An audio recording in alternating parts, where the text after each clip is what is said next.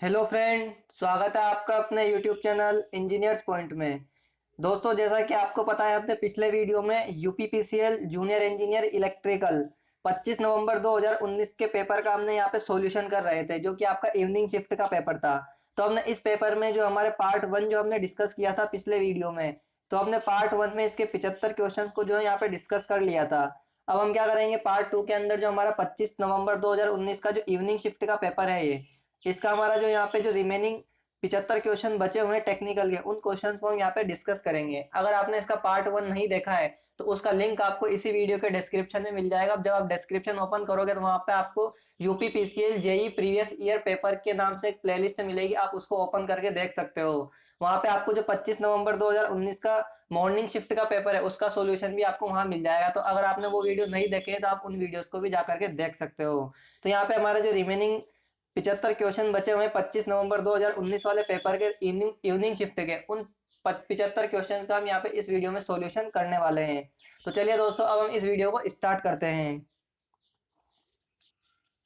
तो हमने यहाँ पे जो 75वां क्वेश्चन है पिछले वीडियो में डिस्कस कर लिया, तो अब चलते हैं हम अगले क्वेश्चन पर। तो अगला क्वेश्चन है यहाँ से question number 76। To determine the continuity of the winding is use. जो हमारी जो वाइंडिंग होती है, इसमें जो कंटिन्यूटी होती है, ये इसको डिटरमाइन करने के लिए, यानी कि इसको ज्ञात करने के लिए किसका यूज किया जाता है। तो हम यहाँ पे मल्टीमीटर का यूज करते हैं, यानी कि मल्टीमीटर के द्वारा हम क्या क्या फाइंड आउट कर सकते हैं। तो मल्टीमीटर से हम वोल्टेज चेक कर सकते हैं। उसके अलावा हम यहाँ से मल्टीमीटर से करंट को चेक कर सकते हैं। उसके अलावा यहाँ पे हम रेसिस्टेंस को चेक कर सकते हैं। और क्या ज्ञात कर सकते हैं हम, यहाँ पे जो हमारी वाइंडिंग होती है या फिर जो केबल्स होती है, उसको कंटिन्यूटी भी यहाँ से हम चेक कर सकते हैं। अगर हमारी कंटिन्यूटी, अगर हमारा वाइंडिंग ओपन होती है तो हमको कंटिन्यूटी, यहाँ पे कंटिन्यूटी जो टेस्ट होता है उसमें हमको यहाँ पे कुछ भी आउटपुट देखने को नहीं मिलेगा। तो यहाँ पे ऑप्शन नंबर सी हमारा इसका सही आंसर होगा। अगला क्वेश्चन है, from the following figure identify the nose plier. आपको नो स्प्लायर है उसको यहाँ पे आपको पहचानना है। तो यहाँ पे आप देख सकते हो, यहाँ पे ये जो हमारा ऑप्शन नंबर सी है, तो ऑप्शन नंबर सी हमारा क्या है, नोज प्लायर है। आप देख सकते हो इसकी क्या है, आगे से नोज निकली हुई है, तो इसी प्रकार आपको क्या हो जाएगा, नोज प्लायर हो जाएगा। आपको इस तरह से इसको याद रखना है। तो ऑप्शन नंबर बी हमारा इसका सही आंसर होगा। अगला क्वेश्चन है, 8051 परिवार में कोई भी सदस्य ओपेक के बाइट से अधिक का उपयोग नहीं कर सकता है। जो हमारी 8051 फैमिली होती है, उस फैमिली में के अंदर हमारे जितने भी मेंबर्स होते हैं, तो उसमें जो हमारे मेंबर्स होते हैं वो कितने बाइट से अधिक बाइट का उपयोग नहीं कर सकते हैं। तो हमारे जो 8051 जो फैमिली होती है, इसमें जितने भी मेंबर्स होते हैं वो 64 किलो बाइट से यहाँ पे ज्यादा बाइट का उपयोग नहीं कर सकते हैं। तो ऑप्शन नंबर ए हमारा इस क्वेश्चन का सही आंसर होगा। इसके अलावा बात करते हैं, तो यहाँ पे हमारा जो सबसे पहला 8051 जो हमारा माइक्रो कंट्रोलर है, माइक्रो कंट्रोलर, ये जो हमारा माइक्रो कंट्रोलर है, ये सबसे पहले किसके द्वारा बनाया गया था, तो 1981 में बनाया गया था। और जिस कंपनी ने बनाया था उसका नाम था यहाँ पे हमारे पास इंटेल, उस कंपनी का नाम था। तो यहाँ पे आपको ये भी साथ में याद रखना है। इसके अलावा यहाँ पे इसके जो मेंबर्स होते हैं 8051 फैमिली के, तो इसके मेंबर कौन कौन से होते हैं, तो इसके मेंबर होते हैं हमारे पास 8031 इसका मेंबर होता है। इसके अलावा यहाँ पे 8052, ये दोनों इसके मेंबर होते हैं। तो यहाँ पे ये पूरा 8051 माइक्रो कंट्रोलर के बारे में कुछ चीजें और आपको एक्स्ट्रा याद रखनी है। अगले क्वेश्चन पर चलते हैं। तो अगला क्वेश्चन है, एल्यूमिनियम इज मेड फ्रॉम। जो हमारा एल्यूमिनियम होता है किससे बना होता है, तो एल्यूमिनियम हमारा एल्यूमिनियम ऑक्साइड से बना होता है। तो ऑप्शन नंबर सी हमारा इस क्वेश्चन का सही आंसर होगा।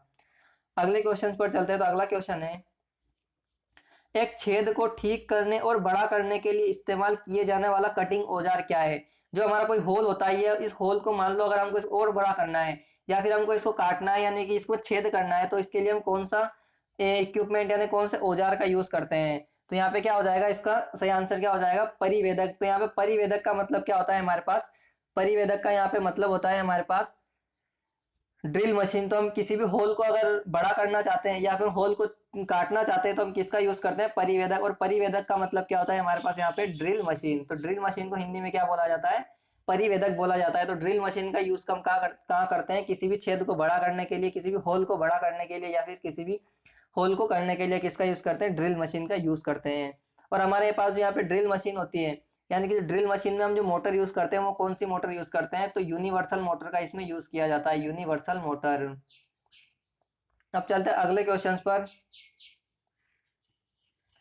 16 बाइट कितने निबल के बराबर होता है। तो यहाँ पे आपको मैं पूरा डिटेल में बता देता हूँ कि हमारे पास जो एक बाइट होता है, एक बाइट हमारा कितने बिट के बराबर होता है, ये हमारा 8 बिट के बराबर होता है।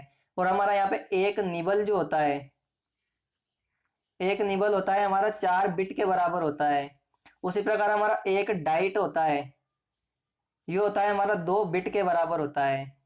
तो यहाँ पे आपको ये सारी चीज याद रखनी है क्योंकि हमारा क्वेश्चन अभी यहीं से सोल्व होने वाला है। तो अब क्या करना, हमसे क्वेश्चन में क्या पूछा है, 16 बाइट कितने निबल के बराबर है। तो यहाँ से आप देखिए एक निबल बराबर 4 बाइट होता है, यानी कि 4 बाइट मिलके क्या होता है, हमारा एक निबल बनता है। तो यहाँ पे हम इसको कैसे लिखेंगे कि हमारा 4 बाइट जो होते हैं, 4 बिट जो होते हैं, ये कितने निबल के बराबर होते हैं, एक निबल के बराबर होते हैं। तो हमारा एक बिट बराबर कितने निबल हो जाएगा, एक बिट बराबर तो ये हो जाएगा 1/4। तो हमको कितने बिट निकालने, तो 16 बिट, जो हमारे 16 बिट होंगे ये कितने निबल के बराबर होंगे, तो 16 बिट कितने हो जाएंगे, 1/4 इंटू 16, तो ये कितना आ जाएगा हमारे पास 4। तो ये कितने निबल के बराबर हो जाएगा, 4 निबल के बराबर हो जाएगा, 16 बिट बराबर। तो यहाँ पे ऑप्शन नंबर हमारा क्या हो जाएगा, ऑप्शन नंबर 4 हमारा इस क्वेश्चन का सही आंसर होगा। अब चलते हैं अगले क्वेश्चन पर। तो अगला क्वेश्चन है, in electric motor is loss due to fans and bearing friction. जो हमारी जो इलेक्ट्रिक मोटर होती है, तो उसमें बियरिंग और फैंस के कारण और बियरिंग के कारण जो फ्रिक्शन लॉसेस होते हैं, फैंस और बियरिंग के कारण कौन से लॉसेस होते हैं, तो यहाँ पे फ्रिक्शन एंड विंडेज लॉसेस होते हैं, यानी कि ऑप्शन नंबर डी हमारा इसका सही आंसर होगा। अगले क्वेश्चन पर चलते हैं। तो अगला क्वेश्चन है, 2013 के विद्युत कार्य पर सीपीडब्ल्यूडी के निर्देशानुसार प्लेट के कॉपर अर्थ इलेक्ट्रोड, तो यहाँ पे आपको रखना कॉपर का अर्थ इलेक्ट्रोड है। यहाँ पे हमारे पास 2 अर्थ इलेक्ट्रोड होते हैं, एक कॉपर का होता है और एक हमारे पास जीआई का होता है। तो यहाँ पे आपसे कौन सा पूछा है, कॉपर का पूछा गया है। तो कॉपर के अर्थ इलेक्ट्रोड का आकार कितना होता है, तो यहाँ पे आपको कॉपर के अर्थ इलेक्ट्रोड का साइज बताना है। तो हमारे पास जो कॉपर के अर्थ इलेक्ट्रोड का साइज होता है, साइज होती है, ये कितनी होती है, 60 centimetre into 60 centimetre into 3 mm, ये हमारे पास कॉपर अर्थ इलेक्ट्रोड की साइज होती है। और अगर आपसे इसी की जगह अगर जीआई की पूछता, तो जीआई की जो हमारी साइज होती है, ये होती है 60 centimetre into 60 centimetre into 6 mm, ये हमारे पास जीआई के अर्थ इलेक्ट्रोड की साइज होती है। तो यहाँ पे आप देख सकते हो ऑप्शन नंबर सी हमारा इस क्वेश्चन का सही आंसर होगा, क्योंकि आपसे कौन सा पूछा है, कॉपर का अर्थ इलेक्ट्रोड पूछा है। अगले क्वेश्चन पर चलेंगे। तो अगला क्वेश्चन है, an ability of relay system to operate under predetermined condition is called. जो हमारी रिले की एबिलिटी होती है, जिससे कि हम पहले से मान के चलते हैं, यानी कि जो हमसे पहले से हमको पता होती है, डिटरमाइन होती है, तो वो उस कंडीशन को क्या कहते हैं, तो ये हमारी होती है रिलायबिलिटी, क्योंकि हम पहले से ये मान के चलते हैं कि जो रिले की रिलायबिलिटी है वो अच्छी है, इस कंडीशन को हम मान के चलते हैं और हम उसका यूज करते हैं। तो ऑप्शन नंबर डी हमारा इसका सही आंसर होगा।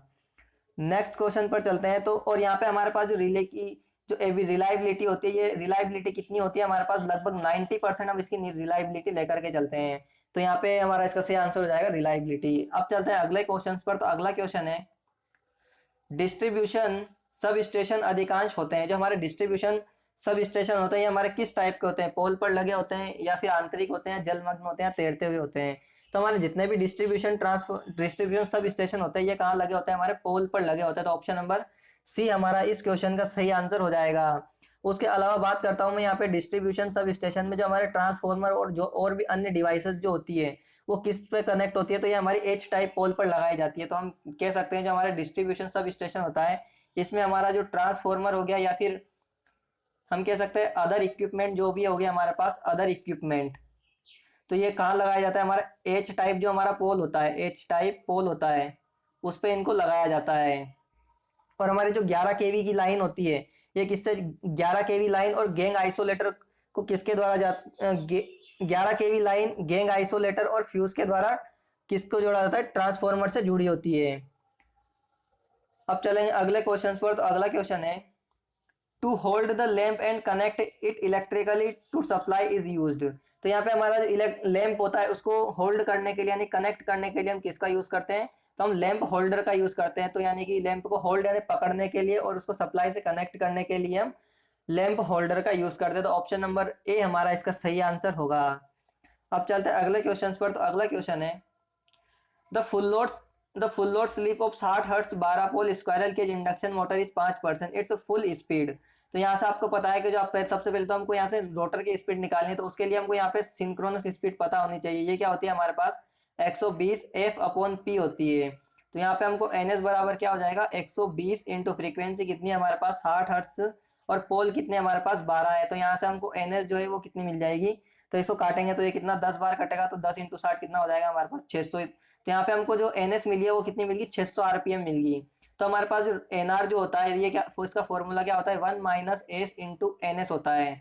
तो ये क्या हो जाएगा, 1 माइनस स्लिप कितनी दी है, 5% दी है, इसका मतलब 0.05 इंटू एनएस कितनी थी, हमने अभी कैलकुलेट कर थी 600, तो ये कितना हो जाएगा हमारा 0.95 इंटू 600। तो यहाँ पे एनआर जो मिलेगी हमको, रोटर स्पीड है कितनी मिल जाएगी, 570 आरपीएम। तो ये हमारे पास यहाँ से जो फुल लोड स्पीड थी हमारी मोटर की, वो यहाँ से हमारी इंडक्शन मोटर की फुल लोड आ गई, यानी कि रोटर की स्पीड आ गई 570 आरपीएम। तो ऑप्शन नंबर ए हमारा इसका सही आंसर हो जाएगा।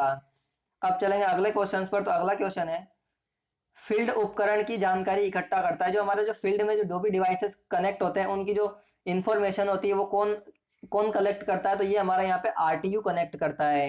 यानी कि जो भी हमारा आरटीयू होता है, ये हमारा क्या करता है, जो फील्ड फील्ड में जो भी हमारे इक्विपमेंट कनेक्टेड है उनकी क्या करता है, इंफॉर्मेशन को कलेक्ट करता है। तो यहाँ पे हमारे पास आरटीयू की जो फुल फॉर्म होती है ये क्या होती है, तो आरटीयू की फुल फॉर्म होती है रिमोट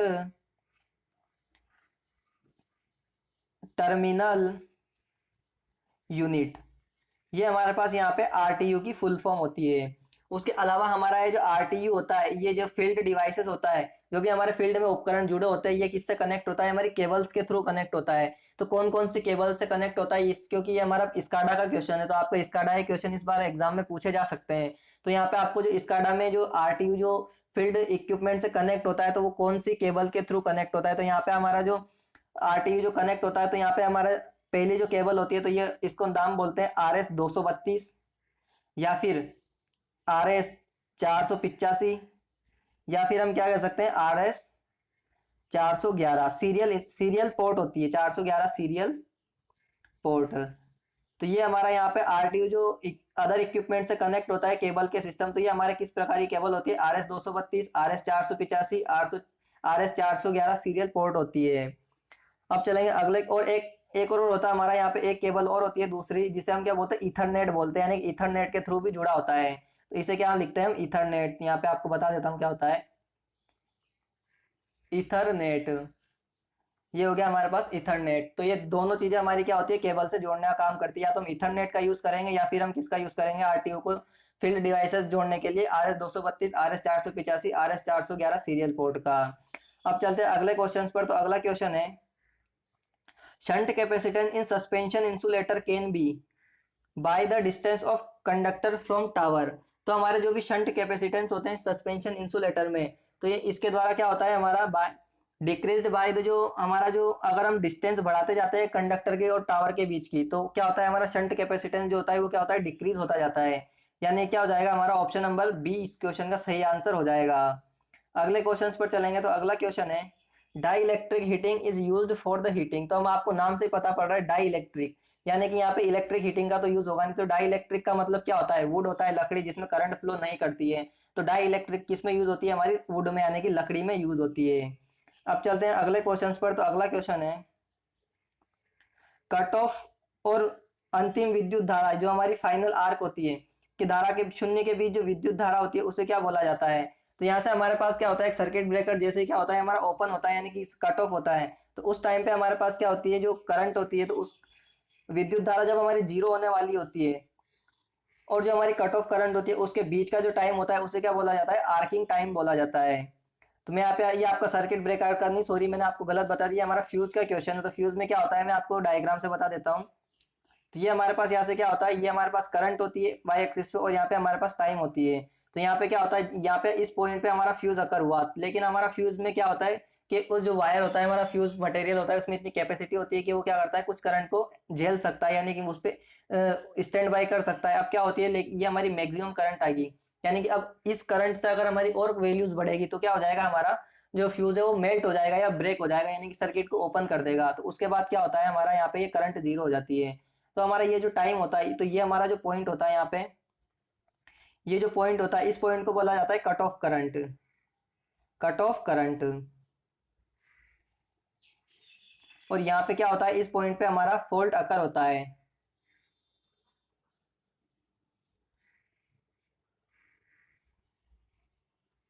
तो यहाँ पे हमारा इस पॉइंट पे फॉल्ट अकर हुआ, ये हमारी कट ऑफ करंट है, और यहाँ पे हमारे पास वापस फॉल्ट करंट जीरो होगी। तो यहाँ से हमारा फॉल्ट कट ऑफ करंट से और फॉल्ट होने के बीच का जो टाइम होता है, तो इसे तो क्या बोला जाता है हमारे पास, इसे तो हम बोलते हैं प्री आर्किंग टाइम बोलते हैं। प्री आर्किंग टाइम बोला जाता है। और जो हमारा कट ऑफ करंट होता है, और कट ऑफ करंट से लेकर के हमारे पास जो करंट जीरो होती है, जब हमारे पास ये करंट जीरो होती है तो इस टाइम को क्या बोला जाता है, आर्किंग करंट बोला जाता है। तो यहाँ से आप देख सकते हो, यहाँ पे हमको कट ऑफ करंट और फाइनल आर्क करंट जब जीरो होती है तो उसका टाइम को क्या बोलते हैं, आर्किंग टाइम बोलते हैं। तो ऑप्शन नंबर डी हमारा इसका सही आंसर होगा। अब चलते हैं अगले क्वेश्चन पर। तो अगला क्वेश्चन है, तारापुर के परमाणु ऊर्जा संयंत्र में कौन किस टाइप के रिएक्टर का यूज किया गया है। जो हमारा तारापुर न्यूक्लियर पावर प्लांट है तो उसमें किस टाइप के न्यूक्लियर रिएक्टर का यूज किया गया। तो हमारा जो तारापुर का न्यूक्लियर रिएक्टर है उसमें बॉइलिंग वाटर रिएक्टर यानी कि BWR रिएक्टर का यूज किया गया है।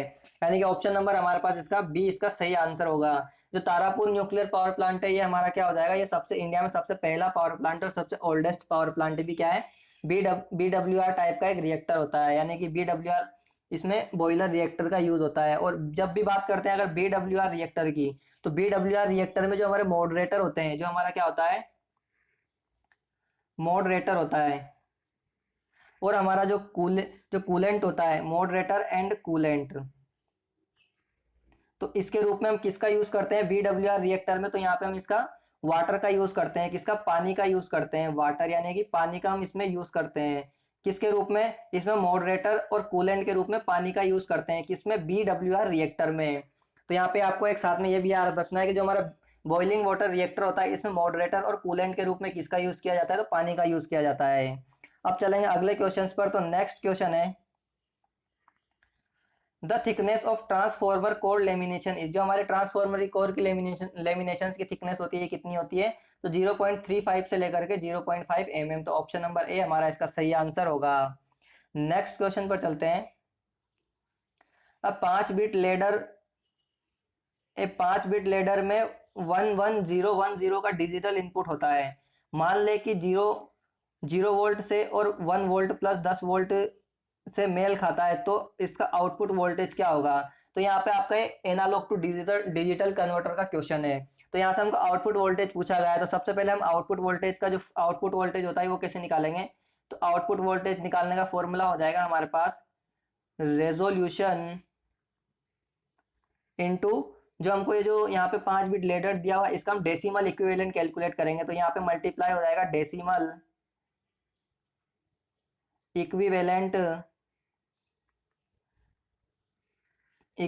Decimal equivalent of binary input.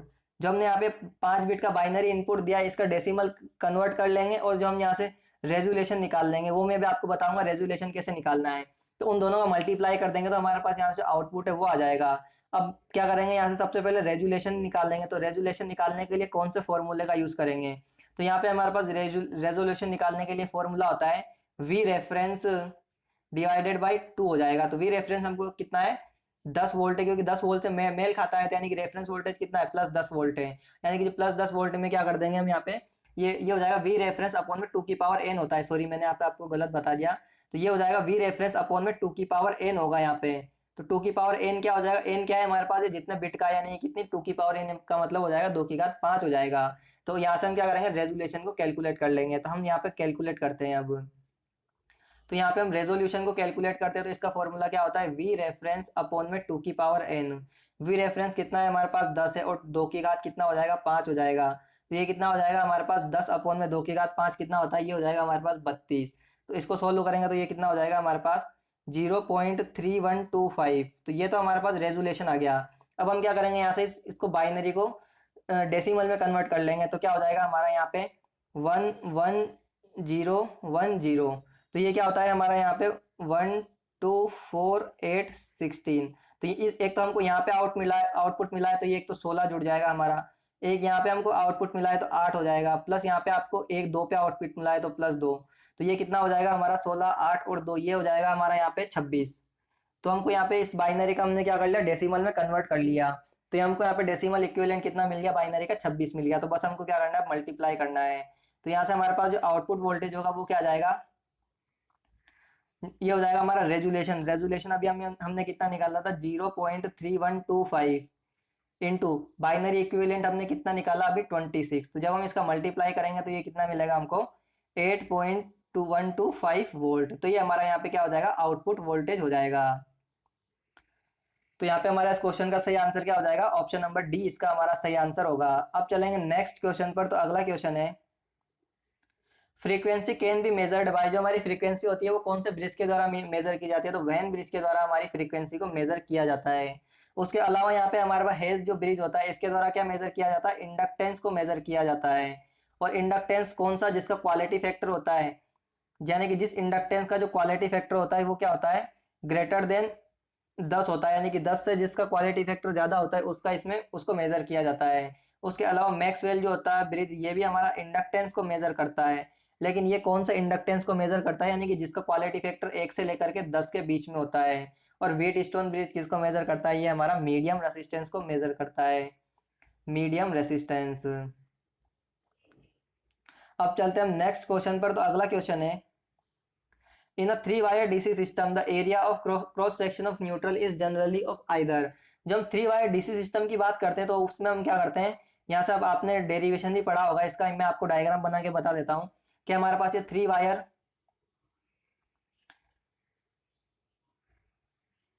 यहाँ पे ये हमारे पास कुछ इस तरह से यहाँ पे ये 2 वायर होते हैं, और ये हमारे पास जो तीसरा वायर होता है, 3 वायर में क्या होता है, हमारे पास न्यूट्रल होता है, और यहाँ का टोटल वोल्टेज होता है, ये क्या होता है हमारे पास 2 वी एम होता है। और ये कितना होता है हमारे पास, वी एम होता है यहाँ से यहाँ तक, और यहाँ से यहाँ तक भी कितना होता है हमारे पास, वी एम होता है। और जब हमारी बैलेंस कंडीशन होती है तो बैलेंस कंडीशन में क्या होता है हमारे पास, ये जो न्यूट्रल वायर है ये इसमें करंट क्या होती है, जीरो होती है, यानी कि इस न्यूट्रल वायर में कोई करंट नहीं फ्लो करती है जब बैलेंस कंडीशन के अंदर। ये हमारा प्लस माइनस वी एम। तो ये हमारा क्या होता है, डीसी 3 वायर सिस्टम होता है। इसका हम पूरा डेरिवेशन करते हैं तो यहाँ से हम क्या निकालते हैं, पूरा कैलकुलेशन करके जो हमारा कंडक्टर का वॉल्यूम है वो यहाँ से कैलकुलेट करते हैं। तो यहाँ पे जब हम कैलकुलेट करते हैं तो जो वॉल्यूम को जो कैलकुलेट करते हैं तो उस टाइम पे जो इसकी जो तीसरा वायर है हमारे पास, ये जो बीच वाला वायर है, तो इसकी साइज हम कितनी लेते हैं, जब हमारे मेन कंडक्टर के कंपेरिजन में इसकी साइज हम कितनी मान के चलते हैं, आधी मान के चल के, यानी कि हाफ मान के चलते हैं। तो ऑप्शन नंबर बी हमारा इस क्वेश्चन का सही आंसर होगा। और यहाँ से जब हम 3 वायर डीसी सिस्टम के लिए जो वॉल्यूम कैलकुलेट करते हैं, 3 वायर डीसी सिस्टम के लिए जो वॉल्यूम कैलकुलेट करते हैं, तो ये कितना कितना मिलता है हमको, 5/16 के मिलता है। ये क्या होगा हमारा वॉल्यूम है ना कि वोल्टेज है। अब चलते हैं हम अगले क्वेश्चन पर। तो अगला क्वेश्चन है, वी आई आर का विस्तृत रूप, या तो यहाँ पे आपको वी आई आर की फुल फॉर्म बतानी है, तो वी आई आर की फुल फॉर्म होती है वल्केनाइज्ड इंडियन रबर। तो ऑप्शन नंबर डी हमारा इसका सही आंसर होगा।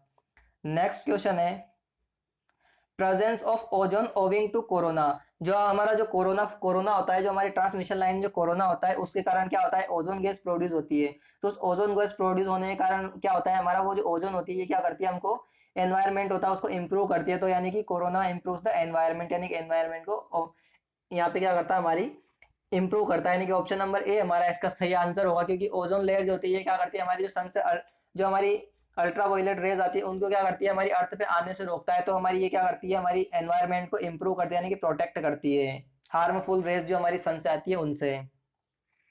अगले क्वेश्चन पर चलते हैं। तो नेक्स्ट क्वेश्चन है, the insulation resistance of motor shall be measured between by using megger.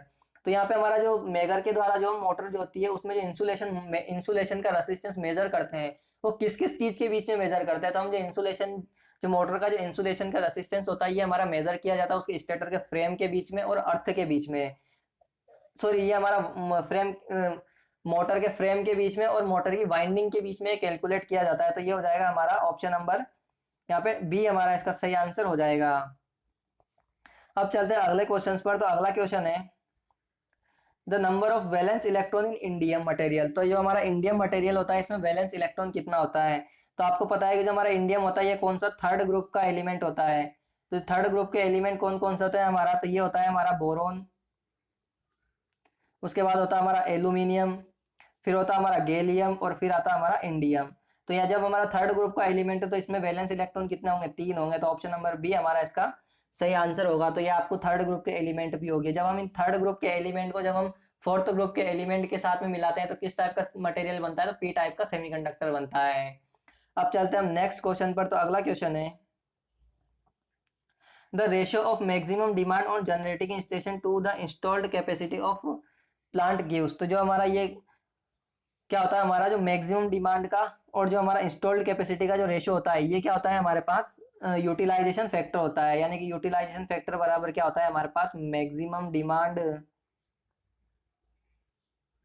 Divided by installed capacity.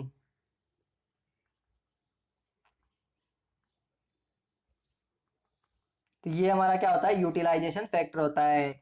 उसके अलावा यहाँ से हमारे पास एक कैपेसिटी फैक्टर भी होता है, यानी कि जो हमारे पास ये जो कैपेसिटी फैक्टर होता है ये क्या होता है, हमारा actual energy produce by the power plant, जो हमारा जितनी अभी प्रेजेंट टाइम में जो एक्चुअल एनर्जी जो पावर प्लांट के द्वारा प्रोड्यूस की जा रही है वो divided divided by maximum energy that could be produce by power plant. जो हमारा पावर प्लांट है वो मैक्सिमम एनर्जी जितनी वो प्रोड्यूस कर सकता है वो उसका रेशियो हमारा क्या कहलाता है, प्लांट कैपेसिटी फैक्टर कहलाता है। यानी कि जितना हमारा अभी एट प्रेजेंट टाइम जितना प्रोड्यूस कर रहा है प्लांट उसका रेशियो, वो वाली क्वांटिटी और जितना वो मैक्सिमम प्रोड्यूस कर सकता है, इन दोनों का रेशियो क्या कहलाता है, हमारे पास कैपेसिटी फैक्टर कहलाता है। उसके अलावा हमारे पास जो लोड फैक्टर होता है तो ये क्या होता है, हमारे पास average load upon maximum demand है। अगले क्वेश्चन पर चलते हैं। तो नेक्स्ट क्वेश्चन है, the window type air conditioner is an example of. जो हमारा विंडो टाइप जो एसी होता है ये हमारा किस टाइप के एसी का एग्जांपल है। जो हमारा तो हमारा यहाँ पे विंडो टाइप जो एसी होता है, एयर कंडीशनर होता है, ये हमारा यूनिटरी टाइप के एसी का एग्जांपल है। तो ऑप्शन नंबर सी हमारा इस क्वेश्चन का सही आंसर होगा। अब चलेंगे हम अगले क्वेश्चन पर। तो नेक्स्ट क्वेश्चन है हमारे पास, फेरोमैग्नेटिक मटेरियल की रिलेटिव परमेबिलिटी कितनी होती है। तो यहाँ पे अब अगर बात करते हैं हम डायामैग्नेटिक की, तो डाया के लिए हमारे पास जो म्यू आर होता है ये क्या होता है, लेस देन 1 होता है। जो हमारे पास पैरामैग्नेटिक मटेरियल्स होते हैं उसके लिए जो म्यू आर होता है ये क्या होता है, हमारा ग्रेटर देन 1 होता है। और जो हमारे पास फेरोमैग्नेटिक मटेरियल होते हैं तो इसके लिए हमारे पास जो म्यू आर होता है ये क्या होता है, हमारे पास ग्रेटर ग्रेटर देन 1 होता है, यानी कि एक से बहुत ज्यादा होता है। यानी कि ऑप्शन नंबर देख सकते हो, ऑप्शन नंबर सी हमारा इसका सही आंसर हो जाएगा, इकाई से भी बड़ा। अगले क्वेश्चन है हमारे पास, यदि जनरेटिंग स्टेशन की क्षमता 10 एमवीए से 20 एमवीए तक बढ़ जाती है तो सर्किट ब्रेकर की रेटिंग क्या होगी।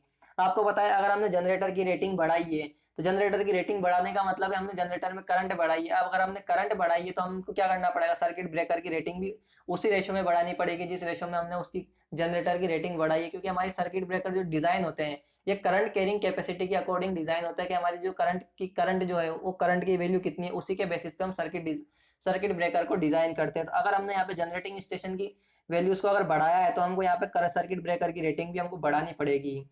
तो ऑप्शन नंबर बी हमारा इसका सही आंसर होगा। अगला क्वेश्चन है, निम्नलिखित में से कौन सा एक डिजिटल ट्रांसड्यूसर है। तो हमारे यहाँ पे डिजिटल ट्रांसड्यूसर पूछा है, तो डिजिटल ट्रांसड्यूसर कौन सा होता है, हमारा एनकोडर होता है। तो ऑप्शन नंबर सी हमारा यहाँ पे सही आंसर हो जाएगा। बाकी हमारे यहाँ पे पीजो इलेक्ट्रिक, फोटोवोल्टिक और जो थर्मोकपल ये जो तीनों होते हैं ये हमारे तीनों क्या होते हैं, एक्टिव ट्रांसड्यूसर होते हैं। क्या होते हैं ये, एक्टिव ट्रांसड्यूसर होते हैं। तो यहाँ पे हमारा एनकोडर क्या होता है, ये हमारा डिजिटल ट्रांसड्यूसर होता है। बाकी हमारा पीजो इलेक्ट्रिक, फोटोवोल्टिक और थर्मोकपल ये तीनों किस टाइप के होते हैं, तो ये हमारे पास एक्टिव ट्रांसड्यूसर होते हैं। अब चलते हैं हम नेक्स्ट क्वेश्चन पर। तो अगला क्वेश्चन है, according to CPWD guideline on electrical work 2013, exhaust fan for installation in corrosive atmosphere shall be painted with. जो हम एग्जॉस्ट फैन को इंस्टॉल करते हैं करोसिव एटमॉस्फेयर के लिए तो हमारा वो किसके साथ में उसको पेंटेड किया जाना चाहिए, यानी किसके साथ उसका कलर होना चाहिए, उसका कलर किसके साथ होना चाहिए। तो उसका कलर होना चाहिए हमारे पास स्पेशल पीवीसी पेंटेड, या तो हम स्पेशल पीवीसी पेंट का यूज करें या फिर क्लोरीनेटेड रबर पेंट का यूज करना चाहिए। यानी कि जब भी हम किसी भी करोसिव एटमॉस्फेयर के लिए हम अगर एग्जॉस्ट फैन को इंस्टॉल कर रहे हैं तो उस पर जो कलर होना चाहिए, जो पेंट होना चाहिए, वह तो हम स्पेशल पीवीसी का पेंट करें या फिर उसको हम क्लोरोनेटेड रबर पेंट उस पर होना चाहिए। तो ऑप्शन नंबर बी हमारा इस पे सही आंसर होगा। अगले क्वेश्चन पर चलते हैं। तो अगला क्वेश्चन है, synchronous speed of N induction motor is. तो यहाँ पे आपको क्या बताना है, जो सिंक्रोनस स्पीड होती है इंडक्शन मोटर की वो क्या होती है। तो आपको पता है कि एन एस बराबर क्या होता है, 120 एफ बाई पी होता है। तो ये इनवर्सली प्रोपोर्शनल किसके होती है, एन एस जो होता है वो इनवर्सली, एन एस जो होती है इनवर्सली प्रोपोर्शनल किसके होती है, पोल के होती है। तो ऑप्शन नंबर बी हमारा इसका सही आंसर हो जाएगा, inversely proportional to the number of poles. अगला क्वेश्चन है, अक्सर धूल भरी हवा को समाप्त करने के लिए नियोजित किए जाते हैं। जो हमारी धूल भरी हवा को समाप्त करने के लिए किसका यूज किया जाता है, एग्जॉस्ट फैन का हम क्या करते हैं, यूज करते हैं। तो ऑप्शन नंबर बी हमारा यहाँ पे ऑप्शन इसका सही हो जाएगा। अगले क्वेश्चन पर चलेंगे। तो नेक्स्ट क्वेश्चन है, mechanical efficiency of a diesel engine is define as. जो हमारा डीजल इंजन होता है इसकी जो मैकेनिकल एफिशिएंसी जो होती है तो इसे हम किस प्रकार यहाँ पे डिस्क्राइब करते हैं, यानी कि डिफाइन करते हैं। तो ये होता है हमारा ब्रेकिंग हॉर्स पावर डिवाइडेड में ये होता है हमारे पास इंडिकेट हॉर्स पावर, ये होता है हमारे पास इंडिकेटेड हॉर्स पावर। तो ये हमारे पास क्या होती है, डीजल पावर प्लांट की मैकेनिकल एफिशिएंसी होती है ब्रेकिंग हॉर्स पावर अपॉन में इंडिकेटेड हॉर्स पावर यानी कि आईपीएच। तो ऑप्शन नंबर हमारा इस क्वेश्चन का क्या हो जाएगा, ए इसका सही आंसर हो जाएगा। उसके अलावा यहाँ पे हमारे पास क्या होता है, इसी को हम दूसरे रूप में भी यहाँ पे हम डिफाइन कर सकते हैं, यानी कि जो हमारे यहाँ पे जो ब्रेकिंग हॉर्स पावर होती है, ब्रेकिंग हॉर्स पावर हमको क्या बताती है, तो ब्रेकिंग हॉर्स पावर हमको ये बताती है कि इंजन के जो हमारा क्रैंक शाफ्ट पर जो टोटल पावर अवेलेबल होती है, जो इंजन का हमारा जो क्रैंक शाफ्ट है उस पर जो टोटल पावर अवेलेबल है उसी को हम क्या बोलते हैं, ब्रेकिंग हॉर्स पावर बोलते हैं। और इंडिकेट हॉर्स पावर होती है हमारे पास इंडिकेटेड हॉर्स पावर, तो ये हमारी क्या होती है, इंजन सिलेंडर में जो हमारी टोटल पावर जनरेट होती है ये हमारी क्या होती है, इंडिकेटेड हॉर्स पावर होती है। अब चलेंगे हम अगले क्वेश्चन पर। तो अगला क्वेश्चन है, सर्किट ब्रेकर के खुलने के बाद यानी कि ओपन होने के बाद कांटेक्ट में आने वाले वोल्टेज को क्या कहा जाता है। यानी कि जब हमारा सर्किट ब्रेकर में हमारा क्या हुआ, सिस्टम में फॉल्ट हुआ, उस टाइम पे क्या हुआ, हमारा सर्किट ब्रेकर ओपन हुए, उसके बाद क्या हुआ हमारे पास सर्किट ब्रेकर जब पूरे ओपन हो गए उस टाइम पे हमारा जो उसके बाद क्या होता है, हमारा जो कॉन्टेक्ट के बीच में जो वोल्टेज एग्जिस्ट करता है उस कॉन्टेक्ट को क्या बोलते हैं, तो उसे हम रिकवरी वोल्टेज बोलते हैं। तो ऑप्शन नंबर हमारा डी इस क्वेश्चन का सही आंसर होगा। अब चलते हैं नेक्स्ट क्वेश्चन पे। तो अगला क्वेश्चन है, ट्रांसमिशन लाइन में ढीलापन निम्न कारणों में से सबसे कम किस पर प्रभावित करता है। तो हमारे यहाँ पे ट्रांसमिशन लाइन में जो ढीलापन होता है वो सबसे कम किस पर इफेक्ट करता है। तो आपको पता है कि जो सेक का फॉर्मूला होता है हमारे पास, ये क्या होता है, WL² अपॉन 8T होता है। तो कंडक्टर की लेंथ पे करता है, उसके बाद यहाँ से उसकी जंग पर भी करता है, यहाँ पे कंडक्टर से होकर जाने वाली करंट पे हमारे पास ये बिल्कुल कम, यहाँ पे उसमें जो ढीलापन होता है या वो सब उसमें कंडक्टर में जो गुजरने वाली करंट होती है उसमें बहुत कम निर्भर करता है, क्योंकि जो अगर करंट में चाहे कंडक्टर में करंट चाहे कितनी भी गुजरे उससे उसमें कोई फर्क नहीं पड़ता, यानी कि कितनी भी करंट फ्लो करे कंडक्टर से उसमें कोई फर्क नहीं पड़ता। उसमें सबसे कम जो इफेक्ट करता है क्या करता है, उसकी ढीलेपन पे, यानी कि उसमें जो सेग होता है, सेग सबसे कम किससे इफेक्ट होता है, तो वो होता है करंट से। तो ऑप्शन नंबर सी हमारा इसका सही आंसर होगा। अगले क्वेश्चन पर चलते हैं। तो अगला क्वेश्चन है, एक मेगर का उपयोग किस माप के लिए किया जाता है। तो आपको बताया जो हमारे पास जो मेगर होता है, तो मेगर का यूज हम क्यों करते हैं, इंसुलेशन का रेसिस्टेंस मेजर करने के लिए। और इंसुलेशन का रेसिस्टेंस क्या होता है हमारे पास, हाई रेसिस्टेंस होता है।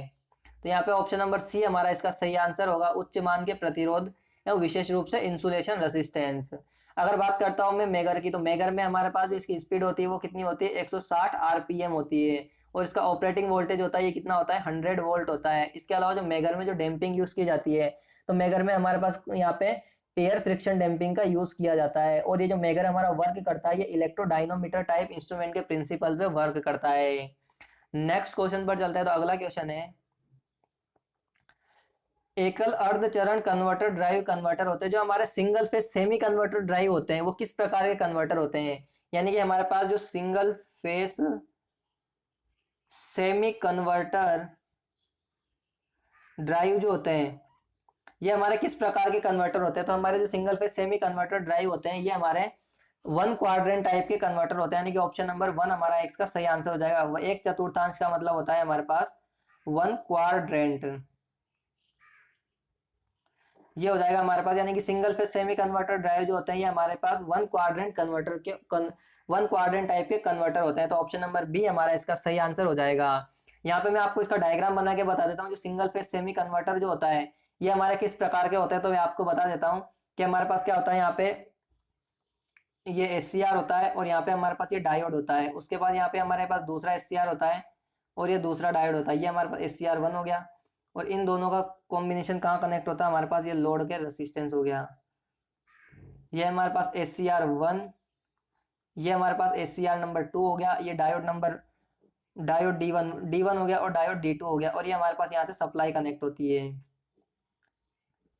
और ये हमारे पास क्या होगा, लोड हो गया। तो यहाँ एक बार क्या करेगा हमारे पास, जब भी सप्लाई का पॉजिटिव हाफ आएगा तो पॉजिटिव हाफ में क्या होगा हमारे पास, यानी कि ये हमारा पॉजिटिव और नेगेटिव होगा, तो उस टाइम पे क्या करेगा हमारे पास SCR1 होगा और करंट SCR से होते हुए लोड में फ्लो करके डायोड D2 से होते हुए वापस क्या हो जाएगी हमारे पास, इस डायरेक्शन में हमारे पास करंट फ्लो करेगी। और जब हमारे पास क्या होगा, यहाँ पे सेकेंड क्वाड्रेंट आएगा सप्लाई का, यानी कि सेकेंड हाफ आएगा, तो सेकेंड हाफ में क्या होगा हमारे पास, यहाँ पे अब सेकेंड हाफ में क्या होगा हमारे पास, जो करंट फ्लो करेगी SCR2 और डायोड D1 से होते हुए क्या करेगी हमारे पास, इसमें करंट फ्लो करेगी। तो अब चलते हैं हम अगले क्वेश्चन पर। तो अगला क्वेश्चन है, is the main is the mean candle power for in all the direction of all plane. तो ये क्या होता है हमारे पास mean candle power in all the direction all in all plane, तो ये होती है हमारे पास MSCP। ये क्या होती है हमारे पास MSCP, क्या होती है हमारे पास mean candle power in all direction in all planes, तो ये होती है हमारे पास MSCP। MSCP का फुल फॉर्म क्या होता है हमारे पास मीन स्फेरिकल कैंडल पावर, यानी कि ऑप्शन नंबर बी हमारा इसका सही आंसर हो जाएगा। इसके अलावा यहाँ से हमारे पास एक पावर और होती है जिसे हम क्या बोलते हैं, इसे हम एक पावर और होती है, इसे हम क्या बोलते हैं HS। एक होती है हमारे पास हेमी स्फीयर कैंडल पावर यानी कि HSCP। ये क्या होती है हमारे पास हेमी स्फीयर कैंडल पावर। अगले क्वेश्चन पर चलते हैं। तो अगला क्वेश्चन है the potentiometer is basically type of instrument. जो हमारा पोटेंशियोमीटर होता है ये हमारा किस टाइप का इंस्ट्रूमेंट होता है, नल टाइप का इंस्ट्रूमेंट होता है, यानी कि जीरो डिफ्लेक्शन के प्रिंसिपल पे वर्क करता है। तो ऑप्शन नंबर सी हमारा इस क्वेश्चन का सही आंसर होगा। अब चलते हैं अगले क्वेश्चन पर। तो नेक्स्ट है magnetising component of no load current is. तो यहाँ पे अगर बात करता हूँ मैं ट्रांसफार्मर में नो लोड कंपोनेंट की, तो ये क्या हो गया हमारे पास वोल्टेज हो गया हमारे पास, ये हो गया हमारे पास फाई, ये हो गया हमारे पास IW वॉटफुल कंपोनेंट, और ये हो गया हमारे पास यहाँ पे हो गया हमारे पास मैग्नेटाइजिंग कंपोनेंट IM। तो यहाँ पे आपको मैग्नेटाइजिंग कंपोनेंट क्या करता है, जो हमारा सप्लाई वोल्टेज होता है उससे क्या करता है यहाँ पे 90 डिग्री लेग करता है। यहाँ पे आप भी देख सकते हो जो वोल्टेज है हमारा आगे और जो IM है पीछे है, तो ये कितना पीछे है 90 डिग्री पीछे है। तो ये क्या करेगा हमारा legs behind the applied voltage bye 90 degree. तो ऑप्शन नंबर बी हमारा इसका सही आंसर होगा। नेक्स्ट क्वेश्चन है ब्रश के पॉजिटिव और नेगेटिव सेट के बीच में कितना डिफरेंस होता है। तो दोनों के बीच में जो अंतर होता है वो बराबर का होता है। तो ऑप्शन नंबर सी हमारा इस क्वेश्चन का सही आंसर होगा। अब चलते हैं हम अगले क्वेश्चन पर। तो नेक्स्ट क्वेश्चन है इलेक्ट्रोस्टैटिक उपकरण, जो हमारे स्थिर वैद्युत उपकरण को बोलते हैं इलेक्ट्रोस्टैटिक इंस्ट्रूमेंट के रूप में मुख्यतः किसका उपयोग किया जाता है। तो हमारा जो इलेक्ट्रोस्टैटिक जो हमारे पास इंस्ट्रूमेंट होते हैं तो इससे हम क्या बनाते हैं, मेनली वोल्ट मीटर बनाए जाते हैं। और हमारा जो इलेक्ट्रोस्टैटिक इंस्ट्रूमेंट होता है इसमें हम कौन सी डैम्पिंग का यूज करते हैं, तो इसमें फ्लड फ्रिक्शन डैम्पिंग का यूज किया जाता है। अब चलते हैं हम नेक्स्ट क्वेश्चन पर। तो अगला क्वेश्चन है the PN junction can be named as. जो हमारा एक P और N जंक्शन होता है इसको हम किस प्रकार से नेम्ड करते हैं। तो ये हमारा PN जंक्शन क्या होता है, एक डायोड होता है। आपने इसका सिंबल भी ये क्या होता है हमारे पास सिंबल होता है। तो ये हमारा P टर्मिनल होता है, N होता है, तो ये क्या होता है हमारे पास एक डायोड होता है। अगले क्वेश्चन पर चलते हैं। तो अगला है primary winding of a transformer is. तो हमारी प्राइमरी वाइंडिंग होती है ट्रांसफॉर्मर की, इसी को हम क्या करते हैं सप्लाई की मेन सप्लाई से कनेक्ट करते हैं। तो ऑप्शन नंबर ए हमारा इसका सही आंसर हो जाएगा। अगला क्वेश्चन है मेमोरी एक उपकरण है जो को स्टोर करता है। जो आपकी मेमोरी होती है ये क्या करती है, हमारी एनालॉग और बाइनरी जो इन्फॉर्मेशन होती है उनको ये क्या करता है स्टोर करती है, यानी कि ऑप्शन नंबर हमारा क्या हो जाएगा इसका सी। इस क्वेश्चन सॉरी हमारे जो मेमोरी होती है, जो मेमोरी क्या करती है ओनली बाइनरी इन्फॉर्मेशन को ही यहाँ पे स्टोर करती है, यानी कि बाइनरी का मतलब हो गया 0 या 1 की फॉर्म में क्या करती है हमारी मेमोरी की जो होती है वो क्या करती है इन्फॉर्मेशन को स्टोर करने का काम करती है। तो ऑप्शन नंबर यहाँ पे क्या हो जाएगा, ऑप्शन नंबर सी हमारा इस क्वेश्चन का सही हो जाएगा। बाइनरी नंबर्स यानी कि बाइनरी इन्फॉर्मेशन को क्या करती है मेमोरी हमारी स्टोर करती है, यानी कि 0 और 1 की फॉर्म में किसी भी डाटा को क्या करेगी स्टोर करेगी। अगला क्वेश्चन है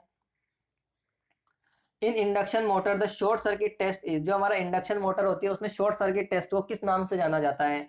तो जिस प्रकार हम ट्रांसफॉर्मर में शॉर्ट सर्किट टेस्ट पढ़ते हैं उसी प्रकार हमारा जो इंडक्शन मोटर है उसमें जो शॉर्ट सर्किट टेस्ट होता है उसको हम ब्लॉक्ड रोटर टेस्ट के नाम से जानते हैं, यानी कि ऑप्शन नंबर ए हमारा इसका सही आंसर होगा।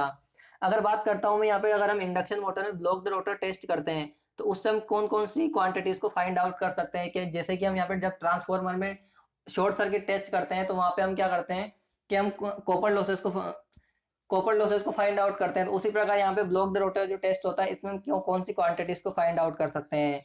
तो यहाँ पे पहली क्वांटिटी जो हम इससे फाइंड आउट करते हैं तो एक तो होता है हमारे पास वेरिएबल लॉसेस। उसके अलावा जो दूसरी क्वांटिटी जो हम इससे फाइंड आउट कर सकते हैं तो ये होता है हमारे पास ट्रांसफॉर्मेशन रेशियो। तो ट्रांसफॉर्मेशन रेशियो को भी हम इससे फाइंड आउट कर सकते हैं। और तीसरी जो होती है हमारे पास क्या होती है power scale of circle diagram. ये हो जाएगा हमारे पास power scale of circle diagram. तो ये तीन चीजों को हम क्या करते हैं यहाँ पे ब्लॉक्ड रोटर टेस्ट से फाइंड आउट कर सकते हैं इंडक्शन मोटर में। पहला हो गया वेरिएबल लॉसेस, दूसरा हो गया ट्रांसफॉर्मेशन रेशियो और तीसरा हो गया power scale of circle diagram.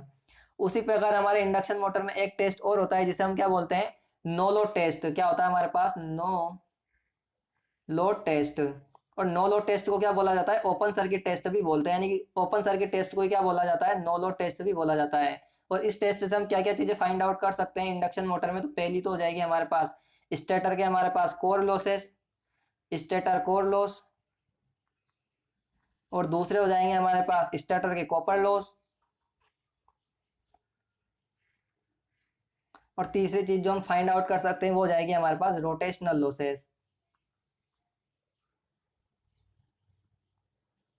तो हम क्या कर सकते हैं यहाँ पे ओपन सर्किट टेस्ट यानी कि नो लोड जो टेस्ट होता है इंडक्शन मोटर में, उससे भी हम तीन चीजें फाइंड आउट कर सकते हैं। एक हो गया stator core loss, stator copper loss और रोटेशनल लॉसेस, तीनों को फाइंड आउट कर सकते हैं।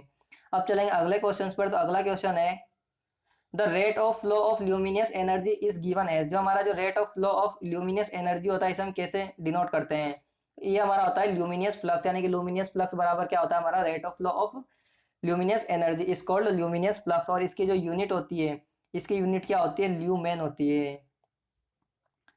अब चलते हैं हम अगले क्वेश्चन पर। तो अगला क्वेश्चन है एक 50 मीटर लंबी अंडरग्राउंड केबल की जो हमारे पास सर्ज इंपीडेंस है वो 50 ओम है, यानी कि हमारे पास लेंथ क्या है, पहले 50 मील 50 मीटर की हमारे पास क्या है अंडरग्राउंड केबल है, उसकी जो वृद्धि इंपीडेंस यानी कि सर्ज इंपीडेंस हो जाएगा हमारे पास, ये हो जाएगा सर्ज इंपीडेंस। ये कितना हमारे पास, ये भी 50 ओम है। यदि 25 मील की लंबाई के लिए ये सर्ज इंपीडेंस कितना हो, अगर लेंथ तो अगर हम यहाँ पे 25 मील कर दें तो हमारे पास सर्ज इंपीडेंस जो है वो कितना होगा। तो मैं आपको बता देता हूँ कि जो हमारा सर्ज इंपीडेंस होता है ये कभी भी लेंथ पे डिपेंड नहीं करता है, चाहे आप लेंथ को कितना भी बढ़ा दो कितना भी घटा दो। अंडरग्राउंड केबल में सर्ज इंपीडेंस जो होता है लेंथ पे कभी भी डिपेंड नहीं करता। जितना आपका सर्ज इंपीडेंस पहले था उतना ही सर्ज इंपीडेंस बाद में भी रहेगा, चाहे आप लेंथ को चाहे तो आप 5 गुना बढ़ा दो, चाहे 10 गुना बढ़ा दो, चाहे 20 गुना बढ़ा दो, चाहे आप उसको चाहे उतना ही कम भी कर दो, चाहे 20 गुना कम कर दो, चाहे 10 गुना कम कर दो, लेकिन हमारा जो यहाँ पे सर्ज इंपीडेंस है वो वही बना रहेगा। तो यहाँ पे इसका सही आंसर क्या हो जाएगा, 50 ओम ही क्या रहेगा हमारा सर्ज इंपीडेंस बना रहेगा। और यहाँ पे हमारे पास जो सर्ज इंपीडेंस का जो फॉर्मूला होता है जिसे हम जेड से डिनोट करते हैं, ये क्या होता है हमारे पास √L/C। तो यहाँ पे भी आप देख सकते हो इस फॉर्मूले में कहीं भी लेंथ नहीं आई है। एल का मतलब क्या है हमारे पास यहाँ पे इंडक्टर है, और सी का मतलब क्या है कैपेसिटेंस है। सर्ज इंपीडेंस हमारा लाइन ऑफ लेंथ पे डिपेंड ही नहीं करता है। अब चलते हैं हम अगले क्वेश्चन पर। तो अगला क्वेश्चन है ट्रांसफॉर्मर द्वारा समांतर ऑपरेशन में लोड शेयरिंग किसके अनुसार होता है। जब भी हमारे दो ट्रांसफॉर्मर जब पैरेलल में चल रहे होते हैं तो जो लोड को शेयर करते हैं वो किसके अकॉर्डिंग अपना लोड शेयर करते हैं, तो वो क्या करते हैं अपनी केवीए रेटिंग के अकॉर्डिंग जो क्या करते हैं वो लोड को शेयर करते हैं। तो ऑप्शन नंबर डी हमारा इसका सही आंसर होगा। अब चलेंगे हम नेक्स्ट क्वेश्चन पर। तो अगला क्वेश्चन है हवा से नमी को अवशोषित करने के बाद सिलिका जेल का रंग कैसा हो जाता है। जो हमारी मॉइस्चर एयर जो ट्रांसफॉर्मर एंटर करती है तो उसको क्या करता है, सिलिका जेल जो होता है हमारा ब्रीदर के अंदर भरा होता है, वो क्या करता है उस मॉइस्चर को एब्जॉर्ब कर लेता है। तो उस मॉइस्चर को एब्जॉर्ब करने के बाद उसका जो कलर होता है वो कौन सा हो जाता है, लाइट लाइट येलो क्या हो जाता है उसका कलर हो जाता है यहाँ पे नमी को यानी कि मॉइस्चर को एब्जॉर्ब करने के बाद। लेकिन अगर बात करता हूँ मैं गुड कंडीशन की, यानी कि जब उसने मॉइस्चर को एब्जॉर्ब नहीं किया था तो उससे पहले यानी कि जब हम नई नई सिलिका लेकर के आते हैं सिलिका जेल, तो इसका कलर कौन सा होता है, तो ये इसका कलर होता है हमारे पास ब्लू कलर की होती है। ये क्वेश्चन आपको काफी बार एग्जाम में पूछा जाता है, इसमें आपको कंफ्यूजन नहीं होना है। अब चलेंगे हम अगले क्वेश्चन पर। तो नेक्स्ट क्वेश्चन है हमारा the ratio of sum of maximum demand of separation consumer to maximum demand. तो यहाँ पे आपको एक डाइवर्सिटी फैक्टर क्या होता है हमारे पास, डाइवर्सिटी फैक्टर होता है अलग अलग इंडिविजुअल की जो हमारी मैक्सिमम डिमांड है उसका सम अपॉन में टोटल जितने भी हमारे पास पावर स्टेशन पे मैक्सिमम डिमांड है वो। तो ये क्या हो जाएगा हमारे पास, ये होता है हमारे पास यहाँ पे डाइवर्सिटी फैक्टर। तो हम इसको किस प्रकार से लिख सकते हैं, तो ये हो जाएगा हमारे पास sum of individual maximum demand divided by ये होता है हमारे पास maximum demand at power station. तो ये होता है हमारे पास डाइवर्सिटी का फॉर्मूला। और डाइवर्सिटी फैक्टर क्या होता है हमारा, हमेशा एक से ज्यादा होता है। तो यहाँ पे हमको क्या पूछा है, यहाँ पे हो जाएगा हमारा maximum demand of separation consumer means अलग अलग consumer divided maximum demand at the power station. तो ये हो जाएगा हमारा डाइवर्सिटी फैक्टर और इसकी वैल्यू हमेशा एक से ज्यादा होती है। नेक्स्ट क्वेश्चन पर चलते हैं। तो अगला क्वेश्चन है कैंडेला की इकाई क्या है। तो कैंडेला आपकी किसकी पावर होती है, ल्यूमिनियस इंटेंसिटी की होती है। ये किसकी होती है हमारे पास, ल्यूमिनियस इंटेंसिटी। इसकी जो यूनिट होती है ये क्या होती है हमारे पास, कैंडेला होती है, या फिर हम इसको क्या लिख सकते हैं, कैंडल पावर भी बोल सकते हैं, कैंडल पावर। तो ये किसकी यूनिट होती है हमारे पास, ल्यूमिनियस, कैंडेला किसकी पावर होती है, ल्यूमिनियस इंटेंसिटी की। अब चलते हैं हम नेक्स्ट क्वेश्चन पर। तो अगला क्वेश्चन है तारों का क्षैतिज भाग फर्श के स्तर से कितना ऊपर होना चाहिए। तो ये हमारा जो तारों, जो हमारे कंडक्टर से जो तार है उसका जो हॉरिजॉन्टल भाग है हमारा, तार जो है उसका जो क्षैतिज भाग है वो फर्श से कितना ऊपर होना चाहिए। तो ये होना चाहिए हमारा 3.5 मीटर होना चाहिए। तो ऑप्शन नंबर सी हमारा इसका सही आंसर होगा। ये क्वेश्चन आपको एज इट इज याद रखना है क्योंकि इसका कोई एक्सप्लेनेशन है नहीं। तो क्योंकि हमारा आई रूल से क्वेश्चन है तो आपको ये सीधा ऐसे याद रखना है। जो हमारा तार जो होते हैं, कंडक्टर होते हैं, उसका जो क्षैतिज भाग होता है फर्श से यानी कि जो हमारा फ्लोर लेवल है उससे कितना ऊपर होना चाहिए। तो 3.5 मीटर होना चाहिए। अगले क्वेश्चन पर चलते हैं। तो नेक्स्ट क्वेश्चन है एक पावर संयंत्र एक दिन में, यह एक यानी कि एक पावर स्टेशन है वो एक दिन में हमारा 1,92,000 किलोवाट हावर की विद्युत ऊर्जा उत्पन्न करता है और इसका शीर्ष यानी कि इसका मैक्सिमम डिमांड जो है वो कितना है, 20 किलोवाट हावर है। तो इसका लोड फैक्टर निकालना है हमको। तो आपको पता है हमारे पास जो लोड फैक्टर होता है, लोड फैक्टर का फॉर्मूला क्या होता है हमारे पास। तो ये होता है हमारे पास, या तो हम लिख सकते हैं average load upon maximum demand. और एवरेज लोड क्या होता है, तो ये होता है हमारा units generated in a day, क्योंकि हमसे आज एक दिन का पूछा है। तो ये हो जाएगा हमारे पास units generated in a day, यानी कि एक दिन में कितनी यूनिट्स जनरेट हो रही है divided by maximum demand into में 24। तो यहां से हमको यूनिट्स जनरेटेड कितना दिया हुआ है क्वेश्चन में, तो यूनिट्स जनरेटेड दिया हुआ है हमको 1,92,000 किलोवाट हावर और हमको मैक्सिमम डिमांड कितनी है, ये हो जाएगी हमारी 20,000 और यहाँ पे कितना हो जाएगा 24 क्यों लिखा हमने, क्योंकि हमको एक दिन का निकालना है। अगर यहाँ पे अगर एक साल का पूछता हमको तो ये हम क्या करते हैं 8,760 से 760 से गुणा करते हैं। और अगर हमको यहाँ पे महीने का पूछता तो हम क्या करते हैं 24 के साथ में 30 का और मल्टीप्लाई करते हैं। तो ये यहाँ से हमारे पास महीने का भी आ जाता। लेकिन हमको क्वेश्चन में एक दिन का पूछा होता इसलिए हमने 24 से गुणा किया। तो और ये क्या था हमारे पास, किलोवाट हावर। तो किलोवाट हावर से किलोवाट हावर हमारे पास कट जाएगा और ये 3 जीरो से हमारे पास क्या कट जाएगी, 3 जीरो कट जाएगी। अब जब हम इसको सोल्व करेंगे तो सोल्व करके हमारे पास ये कितना आ जाएगा 0.40। तो यहाँ पे हमारे इस क्वेश्चन का सही आंसर हो जाएगा ऑप्शन नंबर बी हमारा इसका सही आंसर होगा। नेक्स्ट क्वेश्चन पर चलते हैं। तो अगला क्वेश्चन है during the retrace time electron move from of screen. तो यहाँ पे हमारा जो सीआरओ होता है, यानी कि यहाँ पे कुछ प्रकार से आपको ये सीआरओ होता है, सीआरओ होता है, ये हमारे पास इसकी स्क्रीन होती है। और यहाँ पे हमारे पास क्या होता है, यहाँ पे एक ग्रिड होता है जहाँ से हमारे पास क्या होते हैं इलेक्ट्रॉन्स निकलते हैं और ये क्या कहाँ जाते हैं, हमारे स्क्रीन पर जाते हैं। तो इसके बीच में हमारा pre accelerating anode, accelerating anode, ये हमारे सारे कनेक्ट होते हैं, मैं उनकी बात नहीं कर रहा हूँ।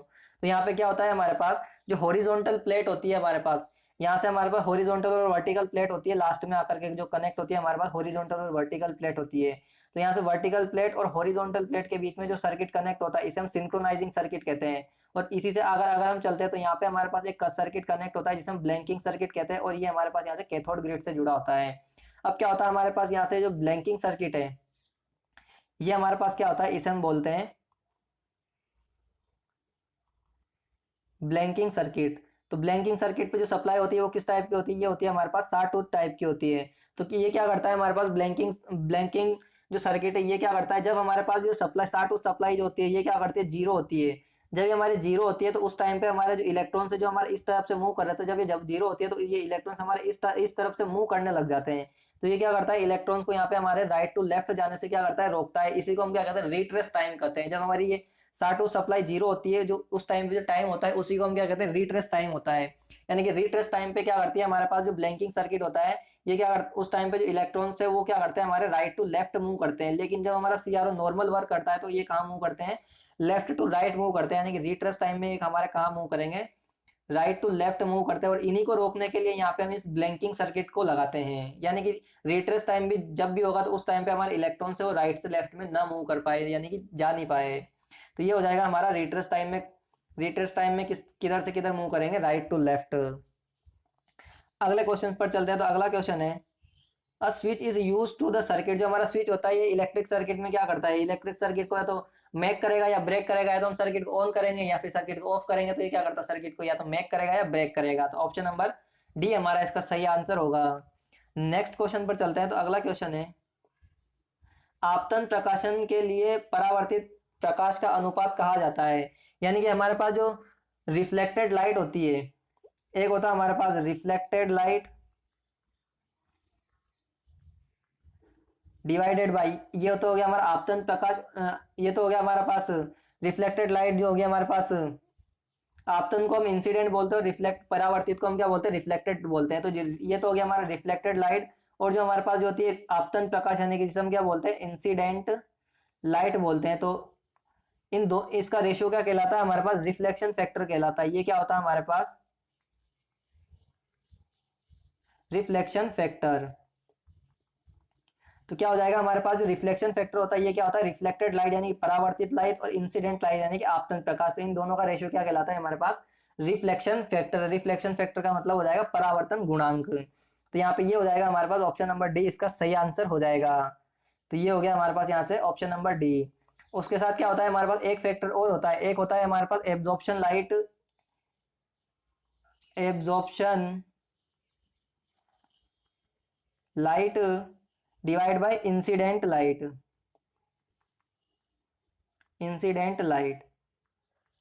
ये जो इसका जो रेशियो का जो फैक्टर होता है, इसे हम क्या बोलते हैं, एब्जॉर्प्शन फैक्टर बोलते हैं। ये क्या होता है हमारे पास, एब्जॉर्प्शन फैक्टर होता है।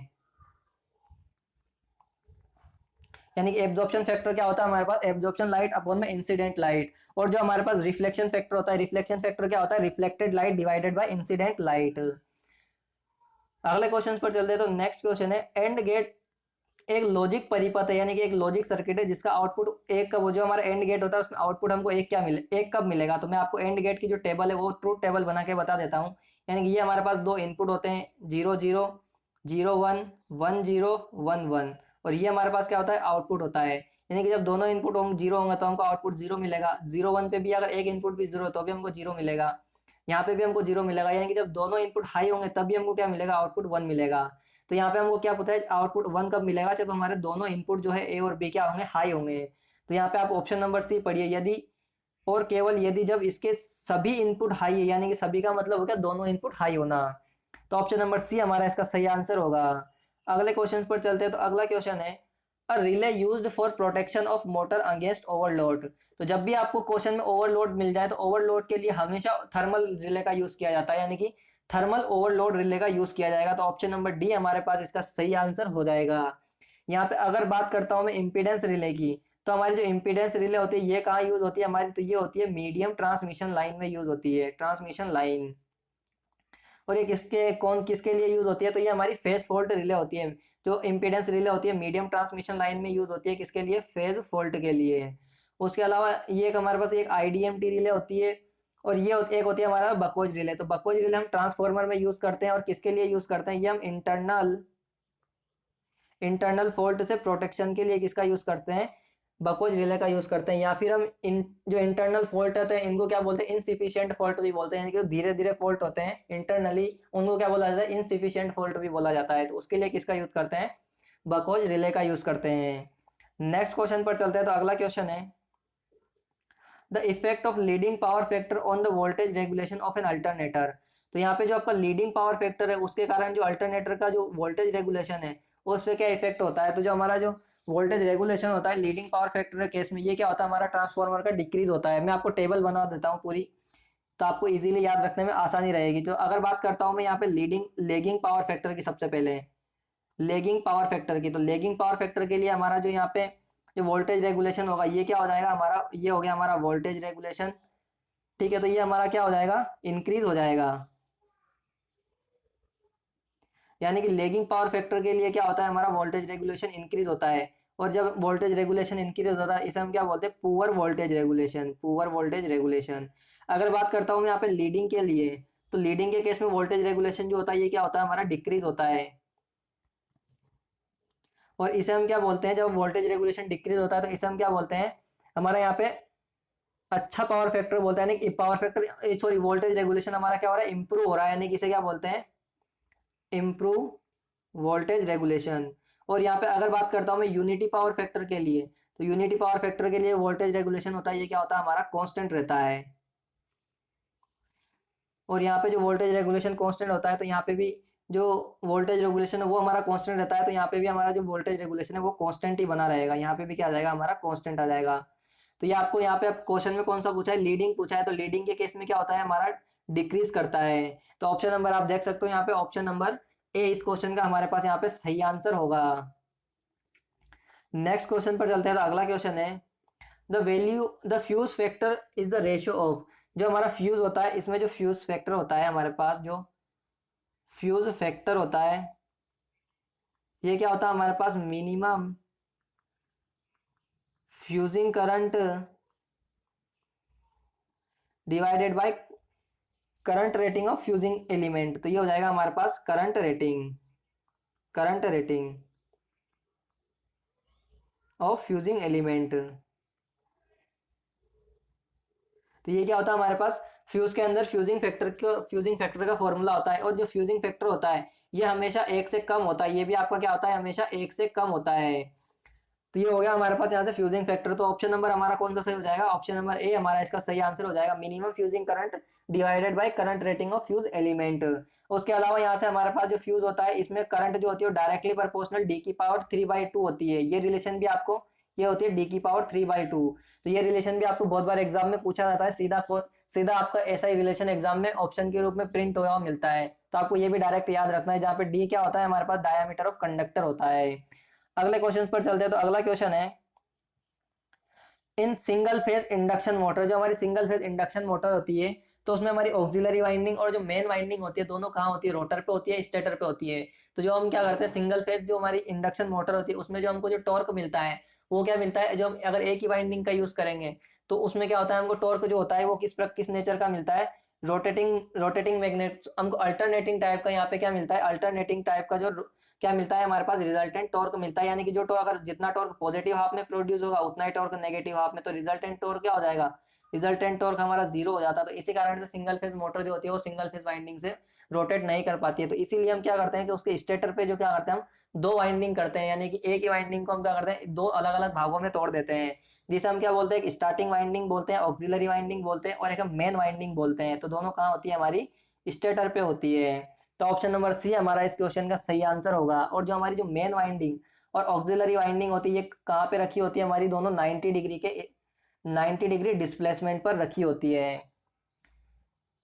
अब चलते हैं नेक्स्ट क्वेश्चन पर। तो अगला क्वेश्चन है device is used as a triggering device for SCR, जो हम जो ट्रिगरिंग के लिए जो डिवाइस का यूज करते हैं तो वो कौन से डिवाइस का हम एज अ ट्रिगरिंग के लिए यूज करते हैं, तो हम एससीआर का यूज जो होता है वो यूजेटी की ट्रिगरिंग के लिए यूज करते हैं। तो ऑप्शन नंबर बी हमारा इसका सही आंसर होगा। और यूजेटी का फुल फॉर्म क्या होता है, यूनि जंक्शन ट्रांजिस्टर, और एससीआर का फुल फॉर्म होता है हमारे पास सिलिकॉन कंट्रोल्ड रेक्टिफायर।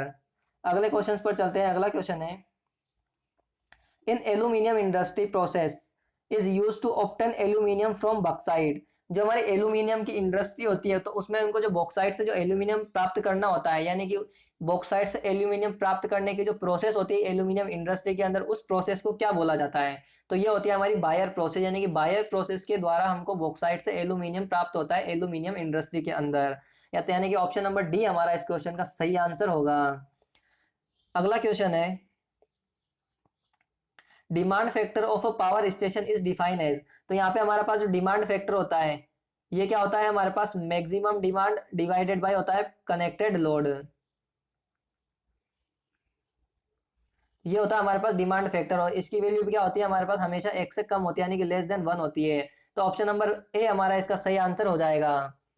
अगला क्वेश्चन है जब इंडक्शन मोटर रुका होता है तो जो हमारी सपर्ण का मतलब होता है यहाँ पे स्लिप, जब हमारी इंडक्शन मोटर रुकी हुई होती है तो उस टाइम जो स्लिप होती है वो कितनी होती है, इंडक्शन मोटर रुकने का मतलब स्टार्टिंग कंडीशन, जब हमारी स्टार्टिंग कंडीशन में स्लिप का मान कितना होता है 1 होता है। तो यानी कि ऑप्शन नंबर बी हमारा इस क्वेश्चन का सही आंसर हो जाएगा। और जब हमारी इंडक्शन मोटर रन करने लग जाती है फुल लोड पे रन करती है तो फुल लोड पे हमारे पास जो फुल लोड पर जो स्लिप होती है कितनी होती है हमारे पास 3 से 4% के बीच में होती है। अगला क्वेश्चन है the schematic connection of a circuit for specific task in the simplest form is, अगर हमको कोई भी यहाँ पे अगर सर्किट बनाना है प्रैक्टिकली, तो सबसे पहले हम उसको इजीली कैसे बना सकते हैं, अगर हम उसका सर्किट डायग्राम बना लेंगे तो सर्किट डायग्राम को देखते जाएंगे और उसका हम क्या करते जाएंगे, कनेक्शन करते जाएंगे। यही हमारे एक लिए एक इजी वे होता है, क्योंकि जब हम सर्किट डायग्राम अगर हमारे पास होगा तो उसको देखते हुए हम इजीली हम कनेक्शन कर लेंगे, जो कि आपने लेबोरेटरी में भी किया होगा। लैब में भी हम प्रैक्टिकल करते हैं, सर्किट डायग्राम देखते हैं, और लैब में जब हम प्रैक्टिकल करते हैं तो उस टाइम क्या करते हैं, हम कनेक्शंस को करते जाते हैं। तो सबसे इजीएस्ट वे कौन सा होता है किसी भी स्पेसिफिक टास्क को परफॉर्म करने के लिए, यानी किसी भी प्रैक्टिकल को परफॉर्म करने के लिए, तो वो होता है हमारे पास circuit diagram. Option number B हमारा इसका सही आंसर होगा। अगला क्वेश्चन है, Ward Leonard control is basically control method. तो जो हमारा वार्ड लियोनार्ड कंट्रोल मेथड होता है, ये कहाँ यूज किया जाता है, हमारा डीसी मशीन्स में यूज किया जाता है। डीसी मशीन्स में यूज किया जाता है, और डीसी मशीन्स में यूज किया जाता है तो ये हमारा किस प्रकार का कंट्रोल मेथड होता है, तो ये हमारा आर्मेचर कंट्रोल मेथड होता है। यानी कि क्या करते हैं, इसमें हम आर्मेचर का वोल्टेज कंट्रोल करते हैं। तो ये आर्मेचर कंट्रोल मेथड होता है, और इसमें हमको जो स्पीड कंट्रोल मिलता है, ये क्या मिलता है हमको, wide range of speed control हमको यहाँ से वार्ड लियोनार्ड मेथड से मिल जाता है, और ये हमारा बेस्ट मेथड भी होता है। तो ऑप्शन नंबर यहाँ पे हमारा सी इसका सही आंसर होगा, आर्मेचर कंट्रोल मेथड इसको बोला जाता है। अगला क्वेश्चन है, in design of underground cable of the mode of installation determines. तो जब भी हम अंडरग्राउंड केबल की डिजाइन करते हैं तो हमको जो इंस्टॉलेशन का जो मोड होता है वो उसको किस प्रकार से डिटरमाइन करते हैं, यानी कि मोड ऑफ इंस्टॉलेशन होता है, यानी कि उसको इंस्टॉल करने का जो मोड होता है उसको हम किसके द्वारा फाइंड आउट करते हैं, तो ये होता है हमारा type of cable to be used.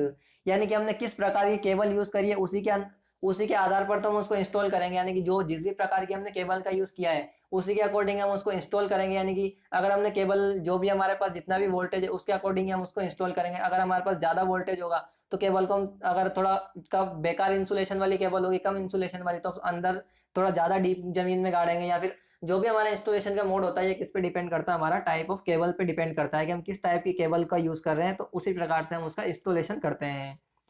अगला क्वेश्चन है, the power factor on which an alternator operates depend on. तो जो हमारा जो पावर फैक्टर जो अल्टरनेटर होता है वो जो उसका जो पावर फैक्टर होता है वो किस पे डिपेंड करता है, जो अल्टरनेटर का पावर फैक्टर होता है वो किस पे डिपेंड करता है, हमारा लोड पे डिपेंड करता है। तो nature of load to be supplied, यानी कि हमारा लोड किस प्रकार का है उसी प्रकार हमारा जो अल्टरनेटर है उसका ही पावर फैक्टर होता है। यानी कि हमारा अल्टरनेटर जो होता है वो लेगिंग लोड के लिए, लीडिंग लोड के लिए और यूनिटी लोड के लिए, तीनों के लिए क्या कर सकता है, हमारा वर्क कर सकता है। तो ये हमारा जो अल्टरनेटर का पावर फैक्टर होता है ये किस पे डिपेंड करता है, लोड पर डिपेंड करता है। तो ऑप्शन नंबर ए हमारा इस क्वेश्चन का सही आंसर होगा। अब बात करते हैं अगला question, the insulator use in gay cables. तो ये हमारे पास क्या होता है, एक टावर होता है। तो यानी कि पोल होता है, ये जो हमारा डेड एंड पे जो पोल होता है, अंतिम सिरे पे जो पोल होता है, इसको यहाँ से हम क्या करते हैं, वायर के थ्रू बांधते हैं। तो यहाँ पे हम जो इंसुलेटर का यूज करते हैं, ये हमारे पास क्या है, यहाँ पे ग्राउंड लेवल है। तो यहाँ पे हम जो इंसुलेटर बांधते हैं ये हमारा किसके द्वारा बंधा होता है, यहाँ पे स्टे इंसुलेटर के द्वारा बंधा होता है। तो ये हो जाएगा हमारे पास यहाँ पे ऑप्शन नंबर डी हमारा इसका सही आंसर हो जाएगा, स्टे इंसुलेटर। अगला क्वेश्चन है, in electrical machine if loose commutator bars are placed it will set up. जो अगर हम इलेक्ट्रिकल मशीन में कम्यूटेटर बार है अगर उनको हम लूज कर दें, यानी कि लूज कम्यूटेटर बार से अगर हम यूज कर लें या उनको प्रेजेंट रख दें, तो उसके कारण क्या होगा, हमारा इनसर्टेनिटी होगी, यानी कि इनसर्टिसिटी होगी। यानी कि इसको क्या बोलते हैं हम, केंद्र त्याग या अनियतता बोलते हैं। यानी कि अनियतता इसके कारण क्या हो जाएगी, लूज कम्यूटेटर बार से कारण क्या हो जाएगी, हमारी इसेंट्रिसिटी हो जाएगी। ऑप्शन नंबर बी हमारा इस क्वेश्चन का सही आंसर होगा। अगला क्वेश्चन है, the back EMF of a DC motor is to speed. तो यहाँ पे हमारे पास डीसी मोटर में जो ईबी होता है, बैक ईएमएफ, ये क्या होता है, ZNP5 divided by A into 60। तो ये क्या होता है, ए बी हमारा स्पीड के डायरेक्टली प्रोपोर्शनल होता है। तो ऑप्शन नंबर यहाँ पे क्या हो जाएगा, हमारा बी इस क्वेश्चन का सही आंसर हो जाएगा, डायरेक्टली प्रोपोर्शनल। नेक्स्ट क्वेश्चन है और लास्ट क्वेश्चन है हमारा 150, the torque developed by induction motor is proportional. जो हमारे इंडक्शन मोटर में जो टॉर्क डेवलप होता है वो किसके प्रोपोर्शनल होता है। तो ये आपको पता है, हमारे पास जो इंडक्शन मोटर होती है, इंडक्शन मोटर में जो हमारा जो टॉर्क होता है वो क्या होता है, 1/ओमेगा एस। तो यहाँ पे ये हो जाएगा हमारा 1/ओमेगा S, SE2 square R2 divided by R2 square plus SX2 का होल स्क्वेयर। ये क्या होता है, हमारे पास टॉर्क का फॉर्मूला होता है, तो यहाँ से टॉर्क हमारा डायरेक्टली प्रोपोर्शनल किसके होता है, E2 के स्क्वायर के प्रोपोर्शनल होता है, यानी कि रोटर के टॉर्क, रोटर इंड्यूस ईएमएफ के बराबर होता है, E2 के बराबर होता है टॉर्क। और आपको पता है कि हमारा जो E2 जो होता है, अब जो हमारा जो E2 जो होता है ये किसके डायरेक्टली प्रोपोर्शनल होता है, तो ये फ्लक्स के प्रोपोर्शनल होता है। तो यहाँ से अगर हमारा E2 जो है डायरेक्टली प्रोपोर्शनल टू फ्लक्स है, तो हमारा टॉर्क जो होता है वो किसके डायरेक्टली प्रोपोर्शनल होता है, टॉर्क डायरेक्टली प्रोपोर्शनल हो जाएगा फ्लक्स के स्क्वायर के, क्योंकि यहाँ पे टॉर्क हमारा E2 के स्क्वायर के प्रोपोर्शनल है।